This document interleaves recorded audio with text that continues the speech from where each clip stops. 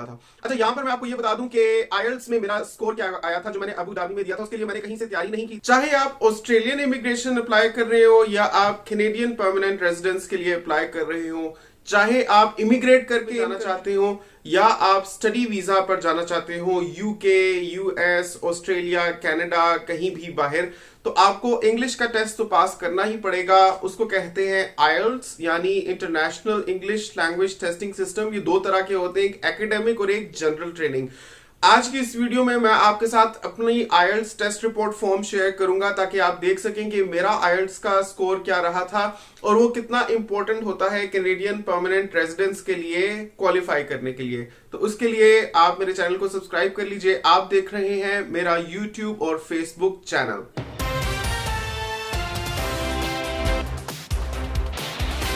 अस्सलाम वालेकुम नाजरीन, मैं हूं इंजीनियर बिलाल जफर। आप देख रहे हैं हिना बिलाल पाक कपल इन कनाडा या बिलाल जफर शो। उम्मीद करता हूं जहां होंगे खैर खैरियत से होंगे और अब तक मेरे चैनल को सब्सक्राइब कर चुके होंगे। नाजरीन, अगर आप कैनेडियन परमानेंट रेजिडेंस के लिए अप्लाई करना चाहते हैं तो सबसे पहला काम आपको जो करना है वो ये है कि आपको आईएलटीएस देना है। आईएलटीएस अंग्रेजी आपको कितनी अच्छी आती है उसका एक टेस्ट होता है और ये आप पाकिस्तान से ही दे सकते हैं। ब्रिटिश काउंसिल का आईएलटीएस होता है। ये गूगल पर जाकर सिर्फ टाइप कीजिए आईएलटीएस ब्रिटिश काउंसिल पाकिस्तान, तो उसकी ऑफिशियल वेबसाइट पर आप चले जाएंगे।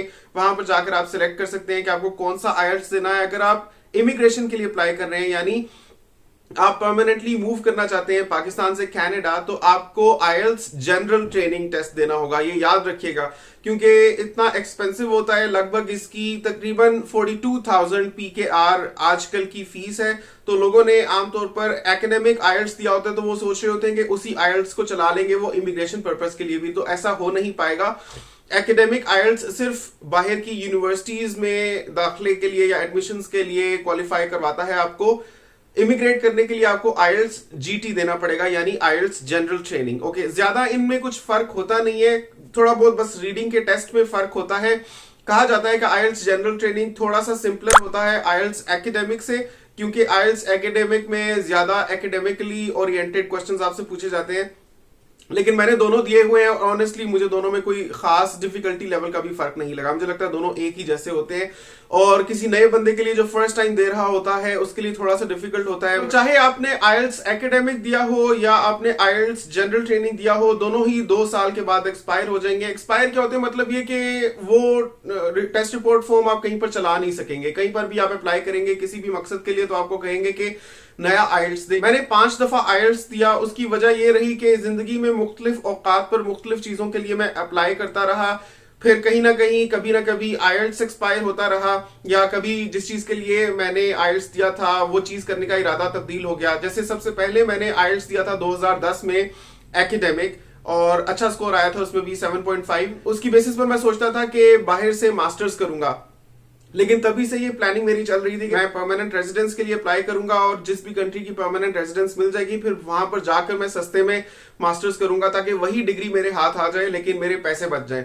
तो फिर मैं फील्ड एक्सपीरियंस लेने लग पड़ा। इस तरह से मैंने बाद में 2014 में आईएलटीएस जनरल ट्रेनिंग दिया था जब मैंने फर्स्ट टाइम कनाडा के लिए अप्लाई किया था, और वो मैंने आपके साथ एक पहले वीडियो में शेयर किया था कि इंटरव्यू में मैं रिजेक्ट हो गया था। अगर आप चाहते हैं कि क्यों रिजेक्ट हुआ था वो आपके साथ शेयर करूं तो उसकी एक पूरी वीडियो बनाऊंगा, उसके लिए आप नीचे कॉमेंट करें, तब मैं आपके लिए वो वीडियो भी बना दूंगा। फिर मैंने अभी 2017 में अबू धाबी में आईएलटीएस जनरल दिया था, इस दफा कैनेडियन इमिग्रेशन के लिए अप्लाई करने के लिए, और उसकी बेसिस पर फिर मैंने 2018 में अप्लाई किया था।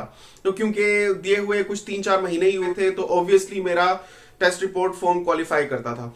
अच्छा, यहां पर मैं आपको ये बता दूं कि आईएलटीएस में मेरा स्कोर क्या आया था जो मैंने अबू धाबी में दिया था। उसके लिए मैंने कहीं से तैयारी नहीं की थी, सिर्फ वो चंद टिप्स एंड ट्रिक्स जो मुझे खुद पता थी उन्हीं को मैंने अप्लाई करके तैयारी की थी और अल्हम्दुलिल्लाह मेरा बहुत ही जबरदस्त बैंड आया। यानी आप टेस्ट रिपोर्ट फॉर्म में भी देख सकते हैं मैंने 9 में से 8 स्कोर किया था, मतलब 9 टोटल बैंड होता है, उसमें 8 बैंड मेरा आया था।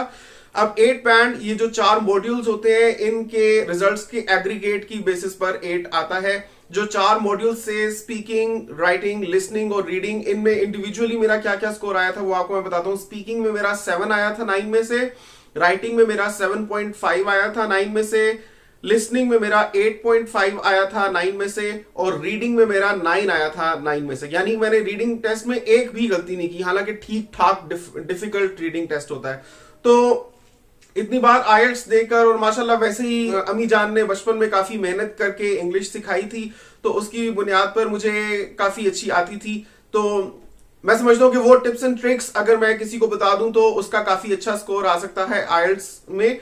अगर आप पाकिस्तान में कहीं से भी तैयारी करते हैं तो महीने के आपसे कम से कम 25,000 तो चार्ज किए ही जाते हैं, और उसके बाद भी आपकी स्वाब दीद पर होता है कि आप कितनी साथ में कंट्रीब्यूट करते हैं, मेहनत करते हैं, और फिर आप आयल्स देते हैं, आपका जो भी स्कोर आता है।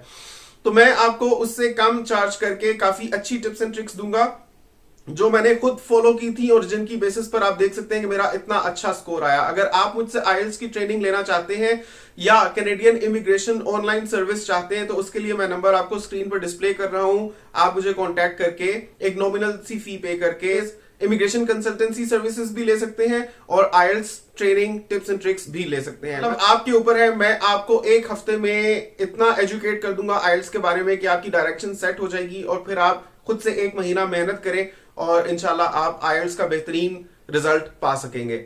आइल्स के लिए रजिस्टर करना बहुत आसान है। आपने सिर्फ वेबसाइट पर जाना है, देखना है कि कौन सा वेन्यू और डेट आपको सूट कर रही है, उसको सिलेक्ट करके जितनी मुकर्ररा फी है आपको बैंक में पे करके चालान जमा करवाना होगा और आपको टेस्ट डेट दे दी जाएगी। आमतौर पर रीडिंग, लिसनिंग और राइटिंग एक दिन में होते हैं और स्पीकिंग एक और दिन पर होता है, यानी टोटल 2 दिनों में आपका आइल्स कंप्लीट होता है। वेन्यूज भी सेम भी हो सकते हैं लेकिन आमतौर पर डिफरेंट वेन्यूज पर दोनों टेस्ट लिए जाते हैं।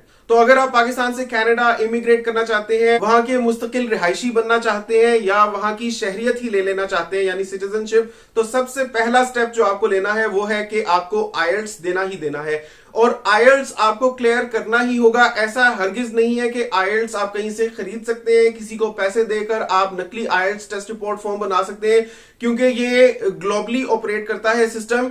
आपका जो असाइंड रजिस्ट्रेशन नंबर होगा वही आइल्स की वेबसाइट पर होगा, वही आइल्स के डेटाबेस में होगा, और मतलब आइल्स के पास आपके टेस्ट रिपोर्ट फॉर्म महफूज होती है। तो अगर कहीं पर भी आप पढ़ें, क्योंकि मैंने अक्सर जगहों पर पढ़ा है कि नकली आइल्स खरीद लें या आइल्स बनाकर दे देते हैं, तो ऐसे स्कैम्स में कभी भी मत फंसे। आपको कोई नकली तौर पर आइल्स में क्वालिफाई नहीं करवा सकता, ना आपकी जगह जाकर टेस्ट दे सकता है, ना आपसे टेस्ट क्वेश्चंस शेयर कर सकता है या उसको लीक कर सकता है। आपको थ्रू प्रॉपर प्रोसीजर ही जाकर आइल्स देना होगा और उसमें क्वालिफाई करेंगे तभी आपका कुछ बन सकेगा। अच्छा, यहां पर यह भी आपको क्लियर कर दूं कि अगर आप आइल्स क्लियर कर लेते हैं तो उसका यह मतलब नहीं है कि अब तो आप कनाडा के मुस्तकिल रिहायशी बन ही जाएंगे, क्योंकि आइल्स के साथ बहुत से और क्राइटेरिया भी होते हैं जो मैं अगली आने वाली वीडियो में आपके साथ शेयर करूंगा कि वो क्या क्या क्राइटेरिया होते हैं जिनकी बुनियाद पर एक बंदे की एलिजिबिलिटी को असेस किया जाता है और ये जांचा जाता है कि क्या ये बंदा इस काबिल है कि इसको हम अप्लाई करने के लिए इनवाइट करें, यानी इसको हम ईमेल भेजें कि आप अप्लाई करो। क्योंकि जब आप अपना प्रोफाइल बनाते हैं, अपने सारे स्पेसिफिक्स उसमें मेंशन करते हैं, तो उसके बाद आप एक पूल में आ जाते हैं। फिर उस पूल में जिन लोगों के टोटल स्कोर उनके मिनिमम एस्टैब्लिश्ड स्कोर से ज्यादा का आ रहा होता है, सिर्फ उन्हीं को इनविटेशन आती है अप्लाई करने के लिए, और फिर वही लोग अप्लाई करते हैं। और उसके बाद भी जरूरी नहीं है, 100% नहीं है कि एक बार आपने अप्लाई कर दिया तो आपका केस अप्रूव होगा ही होगा। जैसे कि मैंने पहले 2014 में अप्लाई किया था, लेकिन मेरा केस 2 साल चलने के बाद भी रिजेक्ट हो गया था। फिर मैंने 2018 में जब अप्लाई किया तो अब 2022 में आकर माशाल्लाह अप्रूव हुआ है और अब मैं कनाडा में जाकर मुस्तकिल रिहायशी बन सकता हूं और 3 साल वहां पर रहने के बाद मुझे शहरियत मिल जाएगी इंशाल्लाह। तो ये सारी जर्नी आपके साथ शेयर करने वाला हूं। एक एक स्टेप में आपको मैं इन्फॉर्म्ड रखूंगा, अपडेटेड रखूंगा, अपने साथ रखूंगा कि अब मैं क्या कर रहा हूं, अब मैं क्या कर रहा हूं। और जब मैं पाकिस्तान से कनाडा जाऊंगा उधर जो जो मेरे सामने चैलेंजेस आएंगे, जो मुश्किलात आएंगी, जो खुशियां आएंगी, एक एक चीज, खुशी गमी आपके साथ मैं शेयर करने वाला हूं। इसीलिए आपसे दरख्वास्त है कि मेरे चैनल को सब्सक्राइब कर लीजिए। नीचे कॉमेंट्स में अपनी राय का इजहार जरूर कीजिएगा। आपसे मिलता हूं अगली वीडियो में, तब तक के लिए अल्लाह हाफिज।